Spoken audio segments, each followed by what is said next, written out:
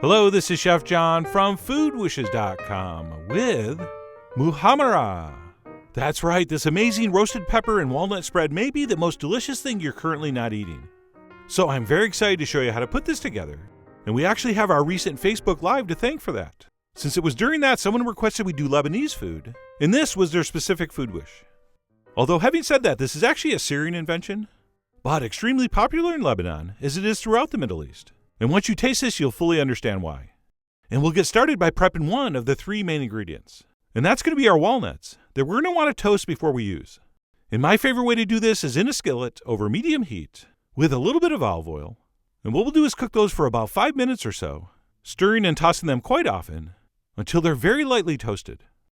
And I should mention that this is traditionally done in the oven, but in my experience, it's really hard to catch them at that perfect moment of toastiness. Plus, it's a proven scientific fact that over 50% of nuts put in the oven actually burn. In fact, if we have any prep cooks in the audience, they're totally nodding right now. For whatever reason, people always forget the nuts, and they turn black, and you have to start over. So what we're going to do is simply toast those in a pan for about 5 minutes until basically they smell and taste like toasted walnuts, which really is the best way to check since they're not going to look that much different than when you start. Okay, so we don't want to rely on our eyes too much here. When they start to smell toasted, you can test one. And all we're going for is a very lightly roasted flavor. Okay, don't go too far. And what we'll do as soon as we reach that point is quickly transfer those onto a plate to cool. And then we're basically going to repeat the exact same process with some breadcrumbs. Which, if you're making this the right way, you're actually using stale flatbread. But I actually had a little bit of breadcrumb to use up, so that's what I'm going with here. But obviously, and as usual, these kinds of decisions are up to you. So really, any kind of dry breadcrumb, fine or coarse, is going to work here. And all we're going to do is toast that in olive oil over medium heat for a few minutes until it turns a nice light golden brown. And once that's been accomplished, we can transfer those onto the same plate, and we will simply let those two ingredients cool while we move on to the third, maybe most important ingredient, our red peppers. And there's basically two ways we can go here. We can go ahead and roast fresh bell peppers, which is always a nice option, but does take more work and possibly is more expensive than actually using the jarred peppers, which would be your second option. And I'm going to review those two choices a little bit on the blog. But bottom line, both fresh and jarred will work beautifully in this. However, if you do decide to rock the bells, some very important advice. When we blacken these peppers to remove the skin, whether we're doing it on an open burner like this, or under a broiler, or on the grill, we need to do much more than just blacken the skin.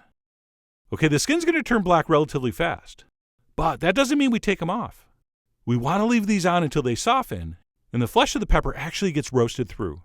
So we're not going to pull them off just because they're black. We're going to pull them off because they're black and soft, which is exactly the state these were in when I transferred them into this bowl. But wait, there's more. To hedge our bets, what we'll do is wrap this tightly in plastic and let that sit on the counter for about 15 or 20 minutes to allow time for those peppers to continue to steam in that smoky goodness. Plus, as you'll see, after about 20 minutes when we unwrap this, they are going to be extremely easy to peel. And of course, besides removing the skin, we will also cut out the seed pod and any membranes, which I will not be showing because you know how to do that. So I went ahead and removed the skin, as well as the seeds and membranes.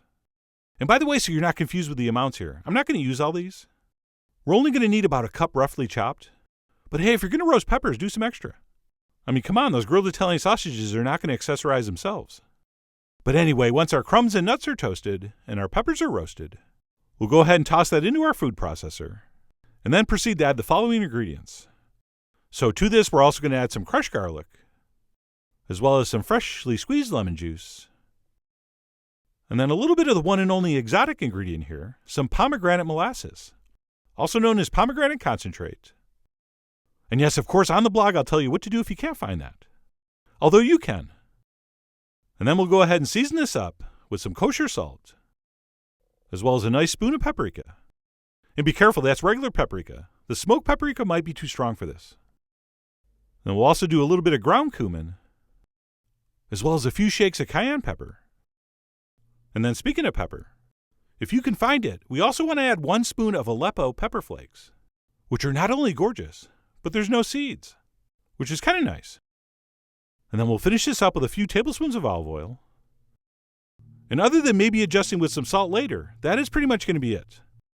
We'll go ahead and take that over and process it by pulsing on and off. And as usual, I'm not going to show it, but you want to stop this a few times during the process and kind of scrape down the sides with a spatula in case we have any larger rogue chunks stuck to the top or sides. And while the texture of this really will vary depending on who's making it, I personally tend to side with Team Smooth, and do like to process this fairly fine, which you're not going to get a good look at until I pull this off and transfer it into a bowl. So that's how far I went, but feel free to do yours a little less or a little more. You are, after all, the yo-yo ma of your Muhammara, so whatever texture strikes the right chord with you is fine with me. And then since I'm going to serve this cold, I'm not going to adjust the seasonings yet. I'm going to go ahead and cover that in plastic and then pop that in the fridge for about an hour or so until it's chilled. And also I was waiting for better light for the money shots. And then once successfully chilled, we'll go ahead and unwrap it and give it a taste for seasoning. And believe it or not, mine was spot on. But don't be surprised if yours is going to need a little more salt. And then once we're happy with how that's tasting, we'll transfer that to a serving dish. And then what we'll do once that's transferred in is take a spoon or spatula and create what I call the garnish gully. All right, this is a little trick I picked up from Middle Eastern restaurants I frequent. And what that's going to do is create a little bit of visual interest on the surface, which of course is just a euphemism for make the texture look slightly less off-putting.